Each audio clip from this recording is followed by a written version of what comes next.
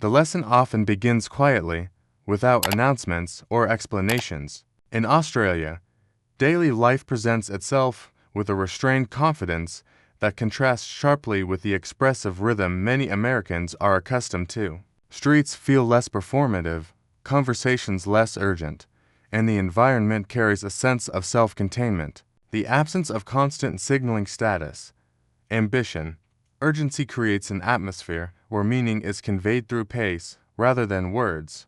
What stands out first is not what happens, but what does not. There is less visible striving, fewer public declarations of importance, and a noticeable comfort with understatement. Americans arriving into this environment tend to notice the calm almost immediately. Public spaces feel open but unclaimed, social interactions polite yet unintrusive. Shops close earlier than expected, schedules appear flexible, and time seems to stretch rather than compress. The sensory experience is subtle. Softer voices, longer pauses, and an unspoken respect for personal space. This does not register as indifference, but as a different calibration of social energy. Where American daily life often communicates intention directly, Australian routines allow intention to remain implied. Beneath these surface impressions lies a deeper cultural distinction shaped by values rather than rules. Australian daily life reflects a collective preference for balance over acceleration. Work exists, but it does not dominate identity in public spaces. Leisure is not framed as reward, but as a natural component of the day. This rhythm quietly communicates that worth is not measured through constant productivity. Many Americans recognize this contrast not through conversation, but through observation: how little people explain themselves, how rarely schedules are justified, and how easily silence is allowed to exist without discomfort. Ordinary interactions reinforce this lesson. Service encounters are efficient without being deferential. Humor is dry, often self-directed, and rarely exaggerated. Displays of authority are understated, and hierarchy is softened through casual language. Even disagreement tends to be expressed indirectly, favoring tone over confrontation. These small, repeated moments form a pattern that teaches without instruction. The culture does not ask to be interpreted. It simply continues at its own pace. Over time, this environment begins to influence behavior. Many Americans find their own habits adjusting subtly, speech slowing, expectations lowering, urgency dissolving. The absence of constant verbal reinforcement creates space for internal recalibration. Daily life in Australia does not explain its philosophy, but through repetition, it demonstrates one. The lesson unfolds gradually, embedded in routine, waiting to be noticed rather than announced.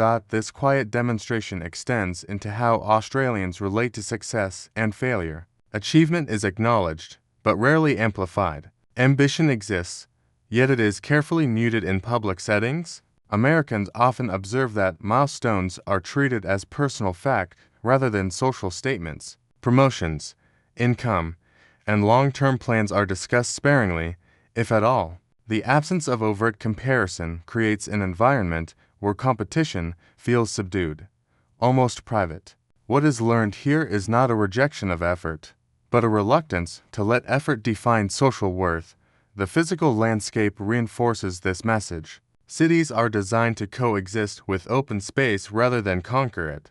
Beaches, parks, and walking paths are woven into daily routines, not reserved for special occasions. This proximity to nature shapes the emotional climate of everyday life. Movement feels optional rather than obligatory, and presence often outweighs performance. Americans tend to notice how easily daily schedules accommodate pause coffee breaks without urgency, meals that extend without explanation, afternoons that do not rush toward conclusion. Social bonds follow a similar pattern. Friendships develop slowly, often without formal structure. Invitations are casual, plans remain flexible, and reliability is expressed through consistency rather than intensity. Emotional openness exists, but it is delivered in restrained increments. Where American culture often encourages verbal affirmation, Australian interactions rely more heavily on shared time and understated gestures. Meaning accumulates through repetition, not declaration, Even moments of stress carry a different tone. Problems are acknowledged with humor rather than alarm. Language softens potential conflict, reducing friction before it escalates. Americans frequently observe that challenges are framed as temporary conditions rather than defining crises. This approach does not eliminate difficulty, but it changes how difficulty is held. The culture models emotional containment as a form of resilience. Gradually, these patterns begin to register not as isolated quirks, but as a coherent system. Daily life teaches that calm is not passivity, and silence is not disengagement. The absence of constant verbal cues encourages attentiveness to context, tone, and timing. For Americans accustomed to explicit signaling, this environment functions like a mirror revealing how much meaning is often carried by words elsewhere, and how much can exist without them. As this rhythm becomes familiar, its influence grows more subtle. Many Americans begin to notice changes not in what they think, but in how they respond. Reactions soften, expectations recalibrate, the impulse to explain, justify, or announce gradually weakens. Daily life offers fewer moments that demand performance, and in that absence, behavior adjusts naturally. The environment teaches restraint without instruction, allowing observation to replace assertion. This shift reveals a deeper cultural lesson embedded in routine. Australian daily life suggests that identity does not require constant reinforcement. Social presence is maintained without spectacle, confidence without proclamation. The culture demonstrates that belonging can exist without continuous validation. For Americans shaped by environments where clarity is often achieved through emphasis, this quiet consistency presents an alternative logic, one where stability emerges from moderation rather than intensity. Over time, the emotional landscape changes. Anxiety tied to productivity eases as days become less segmented by achievement. Silence gains texture instead of signaling absence. Interactions feel lighter, not because they lack meaning, but because meaning is not pressed forward at every opportunity. Americans often find that listening replaces anticipation, and patience becomes less effortful. These shifts occur gradually, without ceremony, carried forward by repetition rather than decision.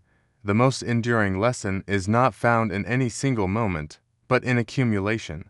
Morning routines, casual conversations, shared public spaces, and unremarkable afternoons all contribute to a quiet reorientation. Australian daily life does not seek to persuade or instruct. It simply continues, offering an example rather than an argument. In doing so, it reveals how culture can communicate values without ever naming them. In the end, what is learned remains largely unspoken. The lesson resides in tempo, in understatement, in the permission to exist without constant explanation. For Americans attentive enough to notice, daily life in Australia becomes a form of instruction delivered through silence, demonstrating that sometimes the most lasting insights arrive not through words, but through the way life unfolds when nothing needs to be said.